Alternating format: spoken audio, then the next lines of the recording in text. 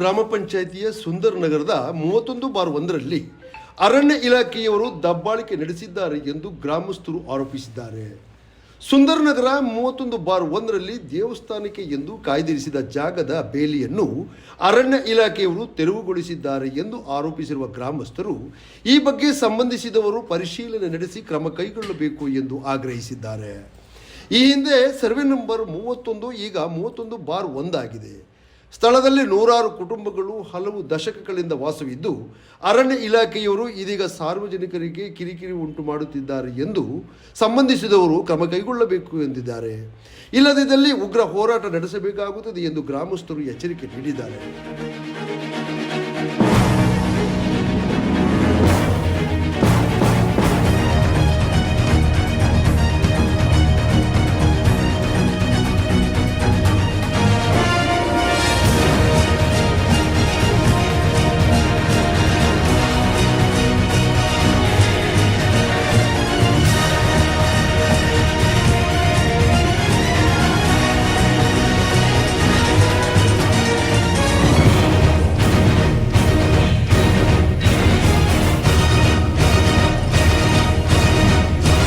ಮಂಗಳೂರು ಗ್ರಾಮ ಪಂಚಾಯತ್ ಸದಸ್ಯರಾದ KB ಶಬ್ಸದನ್ನು ಮಾತನಾಡಿ ಸುಂದರ್ ನಗರದ ಸರ್ವೆ ನಂಬರ್ 31/1ರಲ್ಲಿ ನೂರಾರು ಕುಟುಂಬಗಳು 4-5 ದಶಕಗಳಿಂದ ವಾಸವಿದ್ದಾರೆ. ಇದೀಗ ದಿಢೀರನೆ ಅರಣ್ಯ ಇಲಾಖೆಯವರು ಬಂದು ಬೇಲಿ ತೆರವುಗೊಳಿಸುವುದು ಸರಿಯಲ್ಲ. ಈ ಬಗ್ಗೆ ಶಾಸಕರ ಗಮನಕ್ಕೆ ತರಲಾಗುವುದು ಎಂದರು.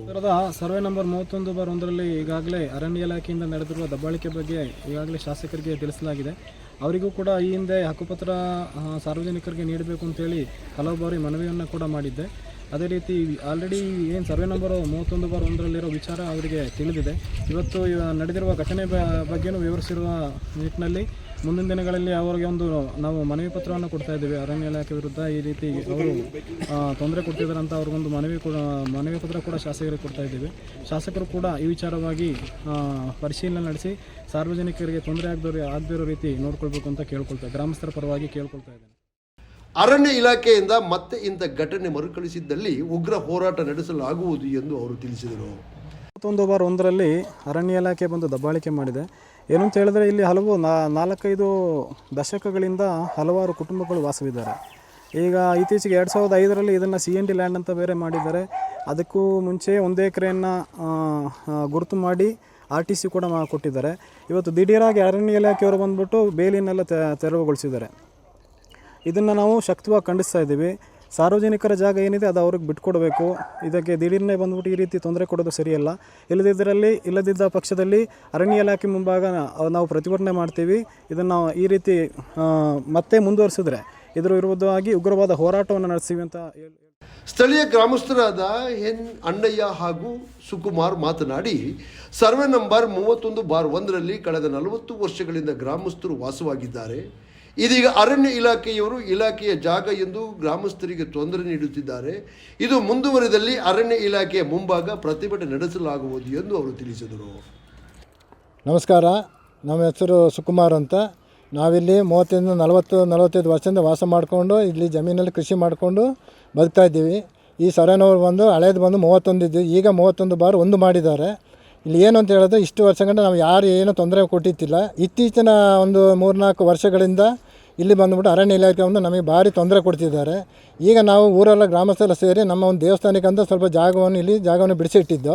ಆ ಜಾಗದಲ್ಲಿ ಬಂದ್ಬಿಟ್ಟು ಇವತ್ತು ಬಂದ್ಬಿಟ್ಟು ಏನು ಮಾಡಿದ್ದಾರೆ ಬಂದ್ಬಿಟ್ಟು ಅರಣ್ಯ ಇಲಾಖೆಯವರೆಲ್ಲ ಬಂದು ಸಿಬ್ಬಂದಿಗಳು ಬಂದುಬಿಟ್ಟು ನಮಗೆ ಕಾಣುವಂಥ ಈ ಬೇಲಿಗಳನ್ನೆಲ್ಲ ಕಿತ್ತಾಕ್ಬಿಟ್ಟು ನಮ್ಮನ್ನು ಭಾರಿ ಒಂದು ಇದು ಮಾಡಿದ್ದಾರೆ. ಆದ್ದರಿಂದ ದಯವಿಟ್ಟು ಸಚಿವರಾಗಲಿ ಸರ್ಕಾರಕ್ಕೂ ನಾವು ಮನವಿ ಮಾಡ್ತಿದ್ದೀವಿ. ನಾವು ಹಲವಾರು ವರ್ಷಗಳಿಂದ ಈ ಬೇಡಿಕೆಯನ್ನು ಇಟ್ಟಿದ್ದೀವಿ. ಇದ್ರ ಮುಂದೆ ಸ್ಟ್ರೈಕು ಸಹ ಮಾಡಿದ್ದೀವಿ. ಹಿಂಗೆ ಬಂದ್ಬಿಟ್ಟು ನಮ್ಮೆಲ್ಲ ಹಿಂಗೆ ಬಂದ್ಬಿಟ್ಟು ತೊಂದರೆ ಕೊಡ್ತಿದ್ದಾರೆ. ದಯವಿಟ್ಟು ನಮಗೆ CND ಕ್ಯಾನ್ಸಲ್ ಮಾಡಿಬಿಟ್ಟು ನಮಗೆ ಪೈಸಾರಿ ಮಾಡಿಬಿಟ್ಟು ಸಾರ್ವಜನಿಕರಿಗೆ ಇದರಲ್ಲಿ ಬದುಕೋಕ್ಕೆ ಕೃಷಿ ಮಾಡಿ ಬದುಕೋಂಥ ಒಂದು ವ್ಯವಸ್ಥೆ ಮಾಡಿಕೊಡ್ಬೇಕು. ಇತ್ತೀಚೆಗೆ ಫಾರೆಸ್ಟ್ ಅವ್ರು ಬಂದು ಗಲಾಟೆಯಿಂದ ಇಲ್ಲಿ ಇರೋರು ಏನು ಮಾಡಿದ್ದಾರೆ ಅಂದರೆ ಎದುರ್ಕೊಂಡು ಅಲ್ಪ ಸ್ವಲ್ಪ ಹೊಟ್ಟೆಪಾಡಿಗಾಗಿ ಸ್ವಲ್ಪ ಜಾಗಗಳನ್ನು ಅವ್ರಿಗೆ ಕೊಟ್ಬಿಟ್ಟು ಇವ್ರು ಎದುರ್ಕೊಂಡು ವ್ಯವಸಾಯ ಮಾಡೋಕ್ಕೆ ಬಿಡೋದಿಲ್ಲ ಅಂತ ಕಾರಣದಿಂದ ಈ ಥರ ಮಾಡಿದ್ದಾರೆ. ಈ ಇಂಡಸ್ಟ್ರಿಯಲ್ಲಿ ಹೋಗಿದ್ದ ಜಾಗದವ್ರನ್ನ ತಂದ್ಬಿಟ್ಟು ಇಲ್ಲಿ ಕೂರಿಸ್ಬಿಟ್ಟು ಇಲ್ಲಿ ರಾಜ್ಯಗಳಿಂದ 1 ಎಕರೆ ಬಿಡಿಸಿಬಿಟ್ಟು ಎಲ್ಲರಿಗೂ ಸಪ್ರೇಟ್ ಮಾಡಿ ಕೊಟ್ಟಿದ್ದರು. ಅದಾದ ನಂತರ 2005ರಲ್ಲಿ CND ಮಾಡಿದ್ದಾರೆ ಈ ಜಾಗಕ್ಕೆ. ಈಗ ಬಂದು ಫಾರೆಸ್ಟ್ ಅವರು ಬಂದು ಅರಣ್ಯ ಇಲಾಖೆ ಬಂದು ನಮಗೆ ಭಾರಿ ತೊಂದರೆ ಕೊಡ್ತಿದ್ದಾರೆ. ದಯವಿಟ್ಟು ಸರ್ಕಾರಕ್ಕೂ ಹಾಗೂ ಶಾಸಕರಿಗೂ ನಾವು ಮನವಿ ಮಾಡ್ತಾಯಿದ್ದೀವಿ. ದಯವಿಟ್ಟು ನಾವು ಇಲ್ಲ ಅಂತ ಎಲ್ಲ ಗರೀಬರೇ ಇಲ್ಲ, ಎಲ್ಲ BPL ಕಾರ್ಡಲ್ಲೇ ಇರೋರು. ಅದರಿಂದ ದಯವಿಟ್ಟು ತಾವುಗಳು ಇದನ್ನು ನೋಡಿ ನಮಗೆ ನ್ಯಾಯ ದೊರಕಿಸ್ಕೊಡುವಾಗೆ ತಮ್ಮಲ್ಲಿ ವಿನಮ್ರತೆಯಾಗಿ ಕೇಳ್ಕೊಳ್ತೀವಿ. ಇಲ್ಲೋ ಜಾಗ ಉಂಟು. ನಿಂಗರಾಜಪ್ಪ ಇದ್ದ ಸ್ಕೀಮಲ್ಲಿ ಕಾಲೇಜ್ಗೆ ಹೋದವ್ರಿಗೆ ಮತ್ತು ಫೈರ್ ಇಂಜಿನ್ಗೆ ಹೋದವ್ರಿಗೆ ಇಲ್ಲಿ 2 ಎಕರೆ ಮಾಡ್ಕೊಂಡಿದ್ದವ್ರಿಗೂ ಎಲ್ಲರಿಗೂ ಜಾಗ ಕಿತ್ಕೊಂಡು 1 ಎಕರೆ ಪೀಸ್ ಮಾಡಿ ಸ್ಕೆಚ್ ಮಾಡಿ ಕೊಟ್ಟಿದ್ದಾರೆ. ನಾವು ಆ ಕಾಲದಿಂದಲೂ ನಾವು ಇಲ್ಲಿ ಮನೆ ಕಟ್ಕೊಂಡು ಕೂತಿದ್ದೀವಿ. ಸ್ಕೆಚ್ ಮಾಡಿಕೊಟ್ಟಾದಮೇಲೆ ಇವರು ಸೇಂಡಿ ಲ್ಯಾಂಡ್ ಸೇರಿಸ್ಕೊಂಡಿದ್ದಾರೆ. ಇದನ್ನು ಹಾಲಿ ಬಂದು ನೀವೇ ಪರಿಶೋಧನೆ ಮಾಡಿ, ರೆವಿನ್ಯೂ ಇಲಾಖೆಯಿಂದ ಅಧಿಕಾರಿಗಳು ಬಂದು ಪರಿಶೋಧನೆ ಮಾಡಿ ಜನಗಳ ಪರಿಸ್ಥಿತಿ ಹೇಗಿದೆ ಅನ್ನೋದನ್ನು ನೀವೇ ಯೋಚನೆ ಮಾಡಿ ಇಲ್ಲಿ ಕೂತಂಥ ಜಾಗದವ್ರಿಗೆ ಸರ್ವೆ ಮಾಡಿದ ಪ್ರಕಾರ 1 ಎಕರೆನ ಬಿಡಿಸ್ಕೊಡ್ಬೇಕಾಗಿ ನಾವು ಕೇಳ್ಕೊಳ್ತಾ ಇದ್ದೀವಿ. ನಮಸ್ಕಾರ. ಸ್ಥಳೀಯ ನಿವಾಸಿ ಕಲ್ಪನೆ ಮಾತನಾಡಿ ಹಲವಾರು ವರ್ಷಗಳಿಂದ ಇಲ್ಲಿ ಕೃಷಿ ಹಾಗೂ ಇನ್ನಿತರ ಚಟುವಟಿಕೆಗಳನ್ನು ಮಾಡಿ ಜೀವನ ಸಾಗಿಸುತ್ತಿದ್ದೇವೆ. ಅರಣ್ಯ ಇಲಾಖೆಯವರು ನಮಗೆ ತೊಂದರೆ ನೀಡಬಾರದು ಎಂದಿದ್ದಾರೆ. ನಾವು ಇಲ್ಲಿ 30-40 ವರ್ಷದಿಂದ ಜೀವನ ಮಾಡ್ತಾ ಇದ್ದೀವಿ. ಎಲ್ಲರೂ ಬಡವರು, ಕೃಷಿಗಾಗಿ ಬದುಕ್ತಾ ಇದ್ದೀವಿ ಮತ್ತು ಕೂಲಿಗಾಗಿ ಹೊರಗಡೆ ಕೆಲಸಕ್ಕೆ ಹೋಗ್ತಾ ಇದ್ದೀವಿ. ಅರಣ್ಯ ಇಲಾಖೆಯವರು ಬಂದ್ಬಿಟ್ಟು ಇಲ್ಲಿ ಅರಣ್ಯಗೆ ಸೇರಿರೋದು ಜಾಗ ನೀವು ಬಿಟ್ಟು ಹೋಗಬೇಕು ಅಂತ ಇದು ಮಾಡ್ತಿದ್ದಾರೆ, ದಬ್ಬಾಳಿಕೆ ಮಾಡಿದ್ದಾರೆ. ಇದರಿಂದ ನಮಗೆ ಒಂದು ಮುಕ್ತಿ ಸಿಗಬೇಕು, ಅದನ್ನು ನೀವು ಸರಿ ಮಾಡಿಕೊಡಿ. ಈ ಸಂದರ್ಭದಲ್ಲಿ ಗ್ರಾಮಸ್ಥರಾದ ರಮೇಶ್, ಗುರೀಶ್ ಕುಮಾರ್, ಮಹದೇವಮ್ಮ, ಸುಶೀಲ ನಾಗಿ, ಪಲ್ಲವಿ ಹಾಗೂ ಇನ್ನಿತರರು ಹಾಜರಿದ್ದರು.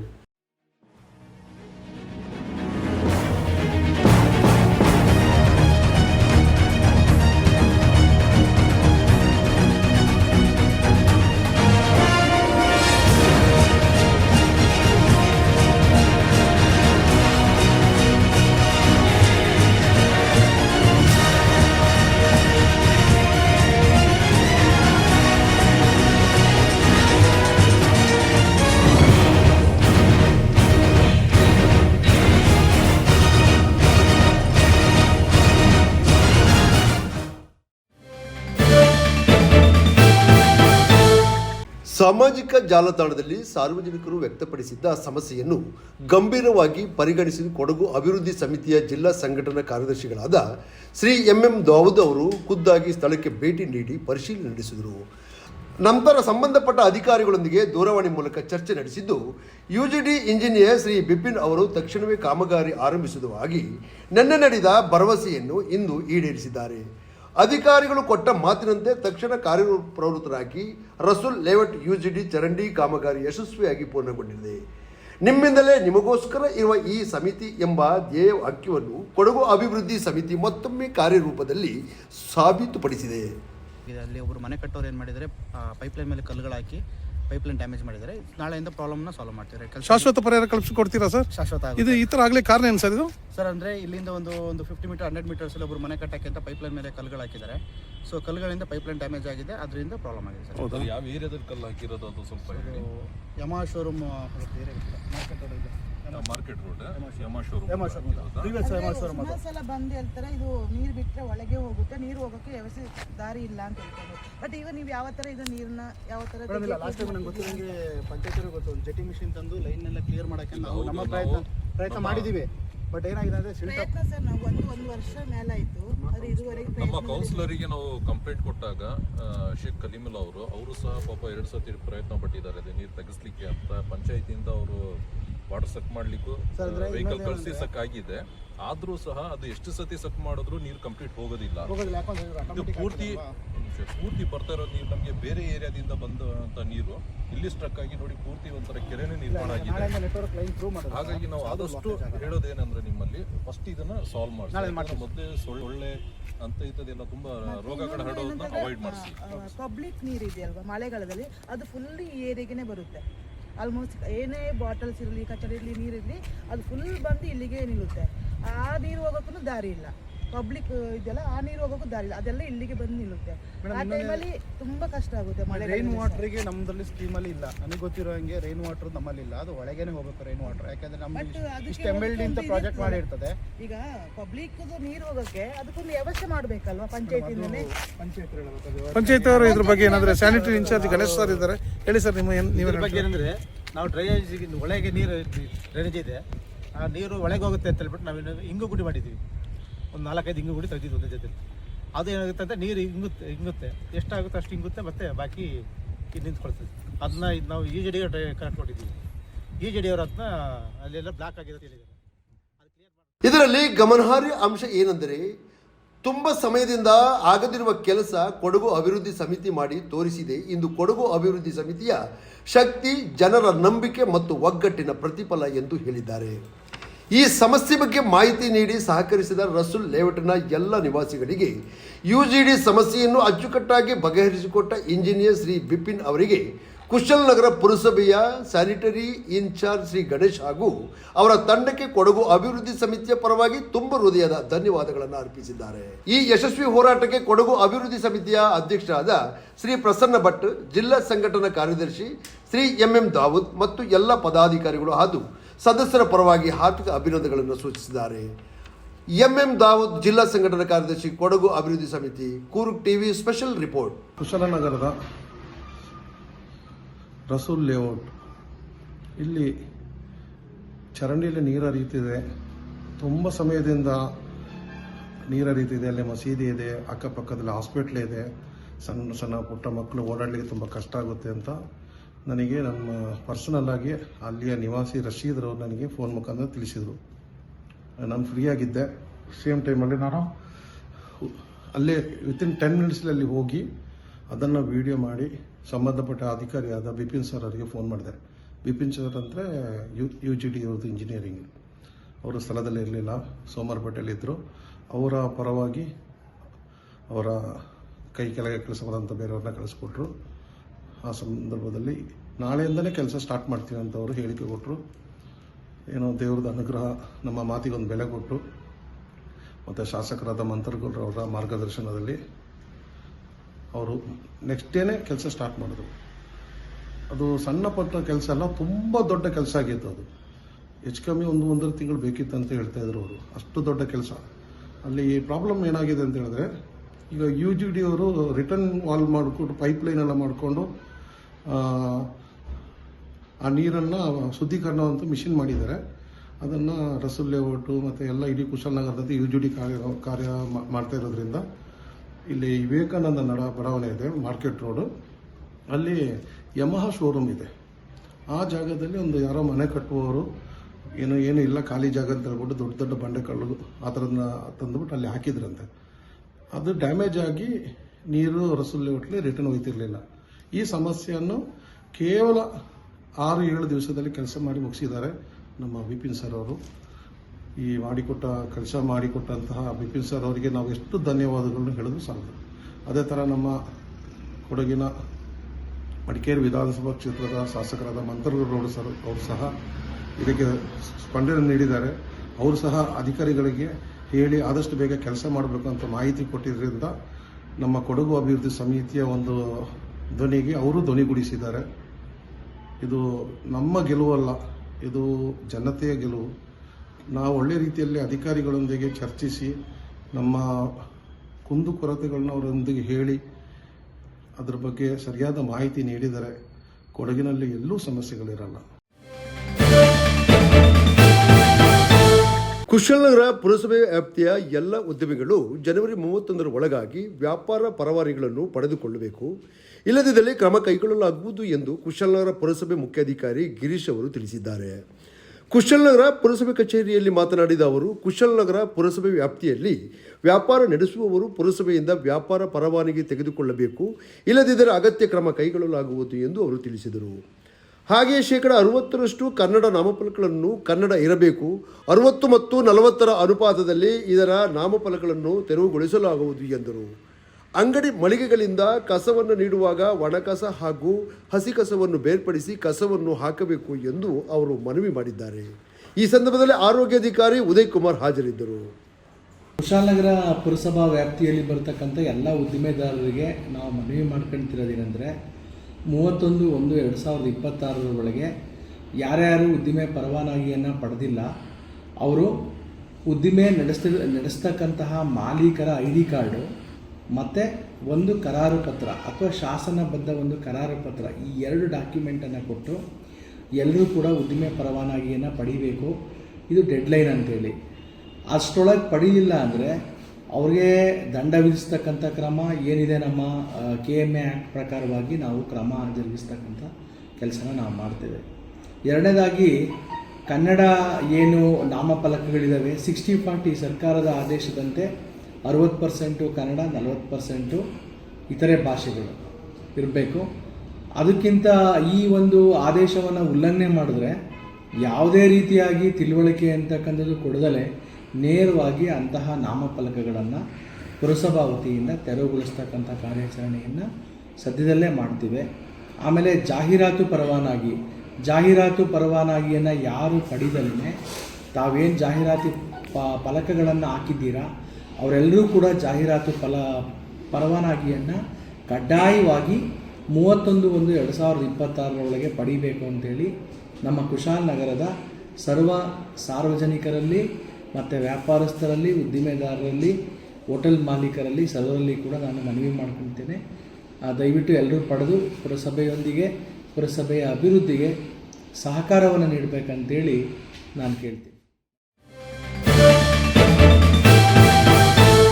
ಕೆಶಿಪ್ 4 ಯೋಜನೆಯಡಿಯಲ್ಲಿ ಮಡಿಕೇರಿ ದೋಣಿಗಲ್ NH 75 ರಸ್ತೆ ಅಭಿವೃದ್ಧಿ ಕಳೆದ ಬಜೆಟ್ನಲ್ಲಿ ಘೋಷಣೆಯಾಗಿದ್ದು, ರಸ್ತೆ ಅಭಿವೃದ್ಧಿ ಸರಿಪಡಿಸುವ ಪ್ರಕ್ರಿಯೆಗಳ ತಾಂತ್ರಿಕ ಕಾರ್ಯಗಳು ಪ್ರಾರಂಭಗೊಂಡಿದ್ದು, DPR ಸಿದ್ಧಪಡಿಸುವ ನಿಟ್ಟಿನಲ್ಲಿ ಈಗಾಗಲೇ 7 ಕೋಟಿ ರು ಅನುದಾನ ಬಿಡುಗಡೆಯಾಗಿದೆ. ಈ ಹಿನ್ನೆಲೆಯಲ್ಲಿ DPR ಟೆಂಡರ್ ಸಿದ್ಧಪಡಿಸಲು ಪ್ರಕ್ರಿಯೆ ಪೂರ್ಣಗೊಂಡಿದೆ. ಬೆಂಗಳೂರಿನ ಶಾಸಕರಾದ ಭವನದ ಶಾಸಕರ ಕಚೇರಿಯಲ್ಲಿ DPR ಸಂಬಂಧಿಸಿದಂತೆ ಕಂಪನಿಯ ಪ್ರತಿನಿಧಿಗಳೊಂದಿಗೆ ಸಭೆ ನಡೆಸಿ ಅಗತ್ಯ ಸೂಚನೆಗಳನ್ನು ನೀಡಲಾಗಿದೆ. ಈ ರಸ್ತೆಯಿಂದ ಕೊಡಗಿನ ಜನತೆಗೆ ಹಾಗೂ ವಾಣಿಜ್ಯೋದ್ಯಮ, ನೂತನ ಕೈಗಾರಿಕೆಗಳು, ಪ್ರವಾಸೋದ್ಯಮ ಅಭಿವೃದ್ಧಿಗೆ ಮತ್ತಷ್ಟು ಸಹಕಾರಿ ಆಗಲಿದೆ ಎಂದು ಶಾಸಕ ಡಾಕ್ಟರ್ ಮಂತ್ರಗೌಡರವರು ತಿಳಿಸಿದ್ದಾರೆ. 5.5 ಮೀಟರ್ 6 ಮೀಟರ್ ಅಷ್ಟೇ ಇರೋದು ಕ್ಯಾರೇಜ್.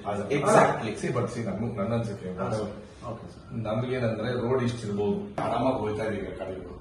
ಮಡಿಕೇರಿಗೆ ಅಪ್ ಟು ದೋಣಿಗಲ್ 2 ಲೇನಿಂಗ್, ಎಲ್ಲಾ ಕಡೆ 2 ಲೇನಿಂಗ್ ಇದೆ. ದೇರ್ ಇಸ್ ನೋ ಸಿಂಗಲ್ ಲೇನಿಂಗ್ ಅಂತೂ ಇಲ್ಲ. ನಿಮಗೆ ಬೇಕಾಗಿರೋದು ಈ ಭಾಗ ಇಲ್ಲ. ಹಾ ಸರ್, ಹೌದು. ಸೊ ಇದರಲ್ಲಿ ಏನಂದ್ರೆ ಇದರಲ್ಲಿ ವೆಹಿಕಲ್ಸ್ ಇನ್ನ ಸ್ವಲ್ಪ ಅಕಾಮಡೇಟ್ ಮಾಡಬಹುದು ಅನ್ನೋ ರೀತಿಯಲ್ಲಿ ನಾವು ಈಗ ನನಗೆ ಇದ್ರ ಜೊತೆ ಸರ್, ಹೌದು, ಇದು ವಾಟರ್ ಅಲ್ಲ, ಈ ಟ್ರೀಸ್ ಇದೆಯಲ್ಲ, ಇದು ಸರ್ ಏನು ರಿಟೈನಿಂಗ್ ಇದು ಬರುತ್ತೆ.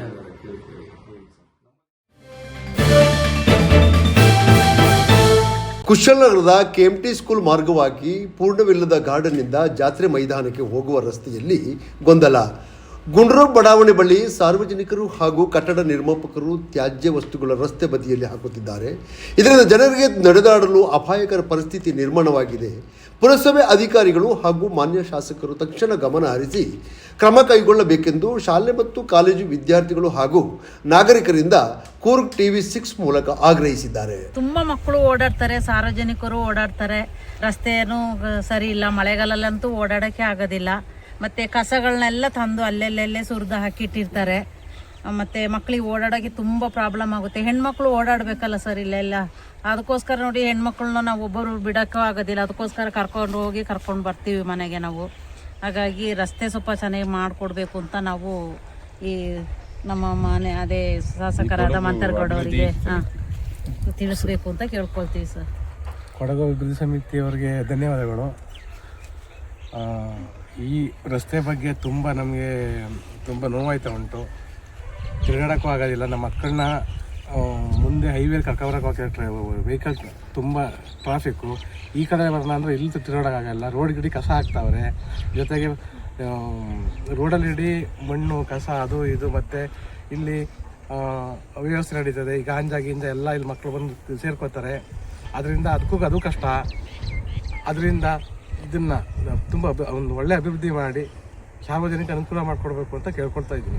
ಕಾಲೇಜಿಗೆ ಮಳೆಗಾಲದಲ್ಲಿ ಹೋಗೋಕ್ಕೆ ರೋಡ್ ಸರಿ ಇಲ್ಲ ಸರ್. ಹಾಸ್ಟೆಲಿಂದ ಹೋಗ್ಬೇಕಾದ್ರೆ ಫುಲ್ ಗೊಚ್ಚೆ ಆಗಿರುತ್ತೆ ರೋಡೆಲ್ಲ. ಆದರೂ ಇಲ್ಲೇ ವೆಹಿಕಲ್ಸ್ ತಿರುಗಾಡಿಸ್ತಾರೆ ಸರ್. ವೆಹಿಕಲ್ ತಿರುಗಾಡ್ತಾರೆ, ರೋಡ್ ಚೆನ್ನಾಗಿಲ್ಲ, ಅದಕ್ಕೋಸ್ಕರ ತಿರುಗಾಡ್ತಾರೆ. ಕೂಡಮಂಗಳೂರು ಗ್ರಾಮ ಪಂಚಾಯಿತಿ ಸಾಮಾನ್ಯ ಸಭೆಯು ಅಧ್ಯಕ್ಷರಾದ ಭಾಸ್ಕರ್ ನಾಯ್ಕ್ ಅಧ್ಯಕ್ಷತೆಯಲ್ಲಿ ಪಂಚಾಯಿತಿ ಸಭಾಂಗಣದಲ್ಲಿ ನಡೆಯಿತು. ಕೂಡಮಂಗಳೂರು ಗ್ರಾಮ ಪಂಚಾಯಿತಿ ವ್ಯಾಪ್ತಿಯಲ್ಲಿ ಬೀದಿ ನಾಯಿಗಳ ಹಾವಳಿಯಿಂದ ಜನರು ಹೈರಾಣವಾಗಿದ್ದು ಕೂಡಲೇ ಕ್ರಮ ಕೈಗೊಳ್ಳುವಂತೆ ಸದಸ್ಯರು ಆಗ್ರಹಿಸಿದರು. ಬಸವೇಶ್ವರ ಬಡಾವಣೆಯಲ್ಲಿ ಬೀದಿ ನಾಯಿಗಳಿಂದ ಇಬ್ಬರು ಕಡಿತಕ್ಕೊಳಗಾಗಿ 2 ಆಡುಗಳನ್ನು ಕೂಡ ಕಡಿದು ಕೊಂದಿದೆ. ನಾಳೆಯ ದಿನ ಮಕ್ಕಳು ಶಾಲಾ ವಿದ್ಯಾರ್ಥಿಗಳ ಮೇಲೆ ದಾಳಿ ನಡೆಸಿದರೆ ಯಾರು ಹೊಣೆ ಎಂದು ಪ್ರಶ್ನಿಸಿದ ಸದಸ್ಯರು ಕೆಬಿನ್ ಶಂಶುದ್ದೀನ್ ಸಾರ್ವಜನಿಕರ ಹಿತದೃಷ್ಟಿಯಿಂದ ಸೂಕ್ತ ಕ್ರಮ ಜರುಗಿಸುವಂತೆ ಒತ್ತಾಯಿಸಿದರು. ಚಿಕ್ಕತ್ತೂರಿನಲ್ಲಿ ಅಕ್ರಮವಾಗಿ ನೆಲೆಸಿರುವವರಿಗೆ ನೀರಿನ ಸಂಪರ್ಕ ಒದಗಿಸುವಂತೆ ಸದಸ್ಯ ದಿನೇಶ್ ಆಗ್ರಹಿಸಿದರು. ಕಾನೂನು ರೀತಿಯಲ್ಲಿ ನೀರಿನ ಸಂಪರ್ಕ ಕಲ್ಪಿಸಲು ಸಾಧ್ಯವಾಗುವುದಿಲ್ಲ ಎಂದು ಪಿಡಿಒ ಸಂತೋಷ್ ಉತ್ತರಿಸಿದರು. ಬಡವರಿಗೆ ನೀರಿನ ಸಂಪರ್ಕ ಕಲಿಸಬೇಕು ಎಂದು ಹಿರಿಯ ಸದಸ್ಯರಾದ ಭೋಗಪ್ಪ, ಫಿಲೋಮಿನಾ, ಪಾರ್ವತಿ, ಧರ್ಮಪ್ಪ ಧ್ವನಿಗೂಡಿಸಿದರು. ಕಾನೂನಾತ್ಮಕವಾಗಿ ಇದಕ್ಕೆ ಕಾಲಾವಕಾಶ ಇಲ್ಲ ಎಂದು ಪಿಡಿಒ ಸ್ಪಷ್ಟಪಡಿಸಿದರು. ಸುಂದರ್ ನಗರ ಬಸ್ ತಂಗುದಾರದಲ್ಲಿ ಮದ್ಯದ ಬಾಟಲಿ ಇನ್ನಿತರ ಅನಗತ್ಯ ವಸ್ತುಗಳು ಬಿದ್ದಿರುತ್ತವೆ. ಮದ್ಯ ವ್ಯಸನಿಗಳು ಮದ್ಯ ಸೇವಿಸುವ ಸ್ಥಳವಾಗಿ ಮಾರ್ಪಟ್ಟಿರುತ್ತದೆ. ಮಹಿಳೆಯರು, ಮಕ್ಕಳು ತಂಗುದಾಣದಲ್ಲಿ ನಿಲ್ಲಲು ಸಾಧ್ಯವಾಗುತ್ತಿಲ್ಲ. ಆದ್ದರಿಂದ ಬಸ್ ತಂಗುದಾಣವನ್ನು ಪಂಚಾಯಿತಿ ಮಳಿಗೆಯನ್ನಾಗಿ ಪರಿವರ್ತಿಸುವಂತೆ ಸದಸ್ಯ ಕೆಬಿ ಶಂಶುದ್ದೀನ್ ಸಭೆಗೆ ತಿಳಿಸಿದರು. ಇದಕ್ಕೆ ಆಶಾ ವೆಂಕಟೇಶು ಧ್ವನಿಗೂಡಿಸಿದರು. ಸುಂದರ್ ನಗರ ಅಕ್ರಮ ಕಟ್ಟಡದ ಬಗ್ಗೆ ಕೆಬಿ ಶಂಶುದ್ದೀನ್ ಮಾಹಿತಿ ಪಡೆದರು. ಆದಷ್ಟು ಕಟ್ಟಡದ ಪಂಚಾಯಿತಿ ಸುಪರ್ದಿಗೆ ಬರಲಿದೆ ಎಂದು ಪಿಡಿಒ ಮಾಹಿತಿ ನೀಡಿದರು. ಸದಸ್ಯೆ ಫಿಲೋಮಿನರವರು ಬಸವತ್ತೂರಿನ ಕುಡಿಯುವ ನೀರಿನ ಘಟಕವನ್ನು ಸ್ಥಾಪಿಸುವಂತೆ ಆಗ್ರಹಿಸಿದರು. ಇದಕ್ಕೆ ಸದಸ್ಯೆ ಗೌರಮ್ಮ, ಇಂದಿನ ರಮೇಶ್ ಸಹಮತ ವ್ಯಕ್ತಪಡಿಸಿದರು. ಹೊಲಿಗೆ ಯಂತ್ರದ ಫಲಾನುಭವಿಗಳ ಬಗ್ಗೆ, ಸೋಲಾರ್ ಬೀದಿ ದೀಪಗಳ ಬಗ್ಗೆ ಚರ್ಚೆ ನಡೆದವು.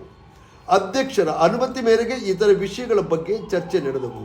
ಸಭೆಯಲ್ಲಿ ಹಿಂದಿನ ತಿಂಗಳ ಜಮಾ ಖರ್ಚನ್ನು ಅನುಮೋದಿಸಲಾಯಿತು. ವಿದ್ಯುತ್ ಎನ್ಒಸಿ ಪರವಾಗಿ ಹಾಗೂ ಸಾರ್ವಜನಿಕರ ಅರ್ಜಿಗಳ ವಿಲೇವಾರಿ ನಡೆಯಿತು. ಈ ಸಂದರ್ಭದಲ್ಲಿ ಪಂಚಾಯತ್ ಸದಸ್ಯರು ಹಾಗೂ ಸಿಬ್ಬಂದಿಗಳಾದ ಮಮತಾ, ಅವಿನಾಶ್, ಪವಿತ್ರ, ಲೈನಾ ಹಾಜರಿದ್ದರು. ಪಿರಿಯಪಟ್ಟ ತಾಲೂಕು ಬೈಲುಕುಪ್ಪೆ ಕ್ಲಸ್ಟರ್ನ ಎಫ್ಎಲ್ಎನ್ ಕಲಿಕಾ ಹಬ್ಬವು ದಿನಾಂಕ 9/1/2026 ಸರ್ಕಾರಿ ಕಿರಿಯ ಪ್ರಾಥಮಿಕ ಶಾಲೆ ಗಿರುಗೂರಿನಲ್ಲಿ ನಡೆಯಿತು. ಕಾರ್ಯಕ್ರಮದ ಅಧ್ಯಕ್ಷತೆಯನ್ನು ಶಾಲಾ ಎಸ್ಟಿಎಂಸಿ ಅಧ್ಯಕ್ಷರಾದ ಶ್ರೀಮತಿ ಸುಮಿತ್ರರವರು ವಹಿಸಿದ್ದರು. ಪಿರಿಯಪಟ್ಟಣ ಕ್ಷೇತ್ರ ಶಿಕ್ಷಣಾಧಿಕಾರಿಗಳಾದ ಶ್ರೀ ರವಿ ಪ್ರಸನ್ನರವರು ಕಾರ್ಯಕ್ರಮದ ಬಗ್ಗೆ ಮಾತನಾಡುತ್ತಾ ಸರ್ಕಾರಿ ಸವಲತ್ತುಗಳು ಹಾಗೂ ಕಾರ್ಯಕ್ರಮಗಳನ್ನು ಚೆನ್ನಾಗಿ ಅಳವಡಿಸಿಕೊಂಡರೆ ಗುಣಮಟ್ಟದ ಶಿಕ್ಷಣ ಸಾಧ್ಯ ಎಂದು ಅವರು ಹೇಳಿದರು. ಕರ್ನಾಟಕ ಸರ್ಕಾರ, ಕ್ಷೇತ್ರ ಶಿಕ್ಷಣಾಧಿಕಾರಿಗಳ ಕಾರ್ಯಾಲಯ, ಕ್ಷೇತ್ರ ಸಮನ್ವಯಾಧಿಕಾರಿಗಳ ಕಾರ್ಯಾಲಯ, ಪಿರಿಯಾಪಟ್ಟಣ ಮಹತ್ವಾಕಾಂಕ್ಷಿ ನಮ್ಮ ಕಲಿಕಾ ಹಬ್ಬ ಕರ್ನಾಟಕದಾದ್ಯಂತ ಸರ್ಕಾರ ಮಾಡಿರುವಂಥ ಒಂದು ಯೋಜನೆ. ಇಂದು ಗುರಿ ಏನಪ್ಪ ಅಂತ ಹೇಳಿದ್ರೆ, ಕಲಿಕೆಯಲ್ಲಿ ಹಿಂದುಳಿದ ಮಕ್ಕಳನ್ನು ನಾವು ಮೇ ಮತ್ತು ಜೂನ್ ತಿಂಗಳಲ್ಲಿ, ಶಾಲೆಗಳು ಮೇ 29ಕ್ಕೆ ಪ್ರಾರಂಭ ಆಗ್ತವೆ. ಮೇ ಮತ್ತು ಜೂನ್ ತಿಂಗಳಿನಲ್ಲಿ ಆ ಕಲಿಕೆಯಲ್ಲಿ ಹಿಂದುಳಿದ ಮಕ್ಕಳಿಗೆ ನಾವು 2 ಪರೀಕ್ಷೆಗಳನ್ನು ಮಾಡ್ತೀವಿ, ಸಾಫಲ್ಯ ಪರೀಕ್ಷೆ ಮತ್ತು ಪೂರ್ವ ಪರೀಕ್ಷೆ ಅಂತೇಳಿ. ಆ ಮಕ್ಕಳು ರಜಾದ ಅವಧಿಯಲ್ಲಿ, ಅಂದರೆ ಬೇಸಿಗೆ ರಜದ ಅವಧಿಯಲ್ಲಿ ಕಲಿಕೆಯನ್ನು ಮರ್ತಿರ್ತಾರೆ. 2 ತಿಂಗಳು ರಜೆ ಇರುತ್ತೆ. ಅಂಥ ಮಕ್ಕಳನ್ನ ನಾವು ಒಂದು ತರಗತಿಯಲ್ಲಿ ಎಷ್ಟು ಮಕ್ಕಳಿದ್ದಾರೆ ಅಂತೇಳಿ ತರಗತಿವಾರು 1ರಿಂದ 7ರವರೆಗೆ ಗುರುತಿಸ್ಕೊಳ್ತೀವಿ. ಅಂಥ ಮಕ್ಕಳನ್ನ ನಾವು ಪರಿಹಾರ ಬೋಧನೆಗೆ ಒಳಪಡಿಸ್ತೀವಿ, ರಿಮಿಡಿಯಲ್ ಟೀಚಿಂಗಿಗೆ ಒಳಪಡಿಸ್ತೀವಿ. ಅವರನ್ನು ನಾವು ಪಟ್ಟಿ ಮಾಡ್ಕೊಂಡಿರ್ತೀವಿ. ಒಂದು ಶಾಲೆಯಲ್ಲಿ ಒಂದು 30 ಮಕ್ಕಳು ಇರ್ಬೋದು, ಅಥವಾ 20 ಮಕ್ಕಳು ಇರ್ಬೋದು, ಅಥವಾ 5 ಮಕ್ಕಳು ಇರ್ಬೋದು. ಅವರನ್ನು ನಾವು ಪಟ್ಟಿ ಮಾಡಿಕೊಂಡು ಕಲಿಕೆಯಲ್ಲಿ ಹಿಂದುಳಿದ ಮಕ್ಕಳು ಅಂತೇಳಿ ಅವರನ್ನು ಗುರುತಿಸ್ಕೊಂಡು ತಿಂಗಳುವಾರು ಅವರ ಪ್ರಗತಿಯನ್ನು ಚಟುವಟಿಕೆ ಮೂಲಕ ಬೋಧನೆಯನ್ನು ಕೈಗೊಂಡು ಅವರನ್ನು ತಿಂಗಳುವಾರು ಅವರ ಪ್ರಗತಿಯನ್ನು ದಾಖಲಿಸ್ತಾ ಹೋಗ್ತೀವಿ. ಅಂದರೆ ಆ 30 ಮಕ್ಕಳಿದ್ದ ಸಂಖ್ಯೆ ಕ್ರಮೇಣ ಕಡಿಮೆ ಆಗಬೇಕು. ಯಾವಾಗ ಕಡಿಮೆ ಆಗಬೇಕು ಅಂದರೆ ಅದು ಫೆಬ್ರವರಿ ಅಂತ್ಯಕ್ಕೆ ಅವರು ಸಾಧನೆಗೈಬೇಕು. 100% ಅವರು ಕಲಿಕೆಯನ್ನು ಮುಂದುವರಿಸಿದ್ದಾರೆ ಅಂತೇಳಿ. ಅಂದರೆ ಆಗಲೇ ನಮ್ಮ ರೇಖಾ ಮೇಡಮ್ ಹೇಳ್ದಂಗೆ ಬುನಾದಿ ಸಾಕ್ಷರತೆ ಮತ್ತು ಸಂಖ್ಯಾಜ್ಞಾನ ಅಂತೇಳಿ. ಮಗುವಿಗೆ ಬುನಾದಿ ಸಾಕ್ಷರತೆ ಅಂದರೆ ಓದಲಿಕ್ಕೆ ಬರಲ್ಲ, ಅಕ್ಷರಗಳನ್ನು ಗುರುತಿಸಲ್ಲ, ಕಾಗುಣಿತ ಬರಲ್ಲ, ವರ್ಣಮಾಲೆನೇ ಬರಲ್ಲ, ಕೂಡು ಕಳೆ ಬಾಗಿಸು ಗುಣಿಸು ಲೆಕ್ಕಗಳು ಬರಲ್ಲ. ಸೊ ಅದನ್ನು ನಾವೇನಂತ ಕರಿತಾ ಇದ್ದೀವಿ ಅಂದರೆ ನಮಗೆ ಬುನಾದಿ ಅಂದರೆ ಫಂಡಮೆಂಟಲ್. ಅದೇ ಇಲ್ಲದೇ ಇದ್ಮೇಲೆ ಮಗು ಯಾವ ವಿಷಯವನ್ನು ಕೂಡ ಕಲಿಯೋದಿಲ್ಲ ಅನ್ನುವಂಥ ದೃಷ್ಟಿಯಲ್ಲಿ ಇಟ್ಕೊಂಡು ಚಟುವಟಿಕೆಗಳ ಮೂಲಕ ಶಿಕ್ಷಕರು ತರಗತಿ ಕೊನೆಯಲ್ಲಿ ಕಸರತ್ತನ್ನು ಮಾಡಬೇಕು. ಆ ಮಗು ಅವನಿಗೆ ಸಂತೋಷದಾಯಕವಾದಂಥ ಕಲಿಕೆಯನ್ನು ಶಿಕ್ಷಕರು ಉಂಟು ಮಾಡಬೇಕು. ಎದುರಿಸಿ ಬೆದರಿಸಿ ಕಲಿಸುವಂಥದ್ದಿಲ್ಲ, ಅವನು ಮರ್ತಬಿಡ್ತಾನೆ ವಿಚಾರವನ್ನು. ಸಂತೋಷದಾಯಕವಾದ ಕಲಿಕೆಯನ್ನು ಉಂಟು ಮಾಡಿ ಇಂಥ ಸಾರ್ವಜನಿಕವಾಗಿ ನಮ್ಮ ಪೋಷಕರನ್ನು, ಸಮುದಾಯವನ್ನು ಭಾಗವಹಿಸುವಾಗಿ ಮಾಡಿಕೊಂಡು ಸಮುದಾಯದ ನೇತೃತ್ವದಲ್ಲಿ ಮಕ್ಕಳು ಏನು ಸಾಧನೆ ಮಾಡಿದ್ದಾರೆ, ಕಲಿಕೆಯಲ್ಲಿ ಹಿಂದುಳಿದ ಮಕ್ಕಳು ಮಾತ್ರ ಇಲ್ಲಿ ಬಂದಿರುವಂಥದ್ದು. ಅಂಥ ಮಕ್ಕಳು ಉನ್ನತವಾಗಿ ಓದಂಥವ್ರು ಡಿಸ್ಟಿಂಕ್ಷನ್ ಬರೋರು ಯಾರೂ ಬಂದಿಲ್ಲ ಇಲ್ಲಿ. ಕಲಿಕೆಯಲ್ಲಿ ಹಿಂದುಳಿದ ಮಕ್ಕಳು ಮಾತ್ರ ಇಲ್ಲಿ ಕರ್ಕೊಂಡು ಬಂದಿದ್ದೀವಿ. ಅವರನ್ನು 100% ಸಾಧಿಸಿರೋದನ್ನ ಪೋಷಕರ ಮುಂದೆ ಹಂಚ್ಕೊಳ್ಳುವಂಥದ್ದು ಚಟುವಟಿಕೆಗಳ ಮೂಲಕ. ಕಾರ್ಯಕ್ರಮದಲ್ಲಿ ಸ್ಥಳೀಯ ಗ್ರಾಮ ಪಂಚಾಯತಿ ಸದಸ್ಯರಾದ ಶ್ರೀಮತಿ ಸುಮಾ ರೇಣುಕಸ್ವಾಮಿ ಅವರು ಭಾಗವಹಿಸಿದರು. ಸಿಆರ್ಪಿ ಮುಬಿನಾರ್ ಅವರು ಭಾಗವಹಿಸಿದರು. ಕಾರ್ಯಕ್ರಮದಲ್ಲಿ ಕ್ಲಸ್ಟರ್ನ ಎಲ್ಲ ಶಾಲೆಯ ಮುಖ್ಯ ಶಿಕ್ಷಕರು ಮಕ್ಕಳು ಭಾಗವಹಿಸಿದರು. ಸ್ಪರ್ಧೆಯಲ್ಲಿ ಬಹುಮಾನ ಗಳಿಸಿದರು. ಮಕ್ಕಳು ರಸಪ್ರಶ್ನೆ, ವಿನೋದ ಗಣಿತ, ಜ್ಞಾನಶಕ್ತಿ ಸ್ಪರ್ಧೆ, ಬೆಂಕಿರಹಿತ ಅಡುಗೆ ಸ್ಪರ್ಧೆಗಳು ಭಾಗವಹಿಸಿ ಬಹುಮಾನಗಳನ್ನು ಗಳಿಸಿದರು. ಕುಶಲನಗರ ವಾಸವಿ ಕ್ಲಸ್ಟರ್ ಅವರು ಮಕ್ಕಳಿಗೆ ಮಧ್ಯಾಹ್ನದ ಊಟದ ಉಪಹಾರವನ್ನು ಏರ್ಪಡಿಸಿದರು. ಮಂಜುನಾಥ್ ವಾಸವಿ ಕ್ಲಸ್ಟರ್ನ ಅಧ್ಯಕ್ಷರು ಸುಂದರ್, ನಾಗಮಣಿ, ಸುಕನ್ಯಾ, ರತ್ವಿಕ್, ಮಂಜುನಾಥ್ ಉಪಸ್ಥಿತರಿದ್ದರು. ನಮ್ಮ ಶಾಲೆಯಲ್ಲಿ FLN ಕಲಿಕಾ ಹಬ್ಬ ಅನ್ನೋ ಕಾರ್ಯಕ್ರಮವನ್ನು ನಮ್ಮ ಶಾಲೆ ಅಂದರೆ ಸರ್ಕಾರಿ ಕಿರಿಯ ಪ್ರಾಥಮಿಕ ಶಾಲೆ ಗಿರಗೂರು, ಪಿರಿಯಾಪಟ್ಟಣ ತಾಲೂಕು ಇಲ್ಲಿ ನಾವು ಆಯೋಜಿಸಿದ್ದೇವೆ. ಇದು ಒಂದು ಸರ್ಕಾರಿ ಕಾರ್ಯಕ್ರಮ. FLN ಅಂತಂದರೆ ಫೌಂಡೇಶನಲ್ ಲಿಟ್ರಸಿ ಆ್ಯಂಡ್ ನ್ಯೂಮರಸಿ ಅಂತ, ಅಂದರೆ ಬುನಾದಿ ಸಾಕ್ಷರತೆ. ಮಗು ಮೂಲವಾಗಿ ಏನನ್ನು ಕಲಿಬೇಕು ಅದನ್ನು ಇಲ್ಲಿ ಕಲಿಬೇಕು.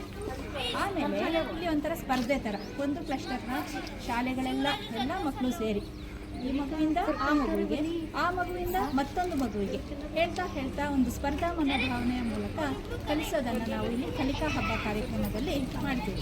ಇಲ್ಲಿ 1ರಿಂದ 5ನೇ ತರಗತಿ ಮಕ್ಕಳು ಮಾತ್ರ ಭಾಗವಹಿಸ್ತಾರೆ. 1ನೇ ತರಗತಿಯವರಿಗೆ ಪೋಷಕ ಶಿಕ್ಷಕರ ಅಥವಾ ಪೋಷಕ ವಿದ್ಯಾರ್ಥಿಗಳ ಸಹಾಯ ಸಂಬಂಧ, ಹಾಗೆ 2ನೇ ತರಗತಿಯವರಿಗೆ ಅಂದವಾದ ಬರವಣಿಗೆ, ಹಾಗೆ ಗಟ್ಟಿಯಾದ ಓದು, 3ನೇ ತರಗತಿಯವರಿಗೆ ಸಂತೋಷದಾಯಕ ಗಣಿತ, 4ನೇ ತರಗತಿಯವರಿಗೆ ನಮ್ಮ ಆಹಾರ ಪದ್ಧತಿಗಳು ಅಂದರೆ ವಿತೌಟ್ ಫೈರ್ ಮತ್ತು ಆರೋಗ್ಯಕರ ಆಹಾರ ಕ್ರಮವನ್ನು ಮಗು ಹೇಗೆ ಜೀವನದಲ್ಲಿ ಬೆಳೆಸ್ಕೋಬೇಕು ಮತ್ತು ಇನ್ನೊಬ್ಬರಿಗೂ ಅವನು ಹೇಳಬೇಕು ಅಂಥದ್ದನ್ನ. ಹಾಗೆಯೇ 5ನೇ ತರಗತಿಯವರಿಗೆ ಏನಾಗಬೇಕಂದ್ರೆ ಅವರು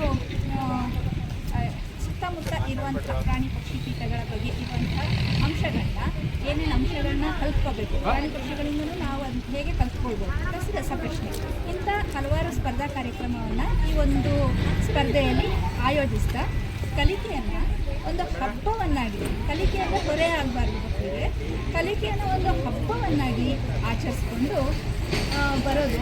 ಹಾಗೆಯೇ ಸಮುದಾಯದ ಉದ್ದೇಶ, ಸಮುದಾಯವನ್ನು ನಾವು ಶಾಲೆ ಜೊತೆಗೆ ಬೆರೆಸ್ಕೊಂಡು ಹೇಳಬಹುದು. ಈ ಒಂದು ಕಾರ್ಯಕ್ರಮದಲ್ಲಿ ಸರ್ಕಾರದ ಜೊತೆಗೆ ಸಮುದಾಯದ ಭಾಗವಹಿಸುವಿಕೆ ಮುಖ್ಯ.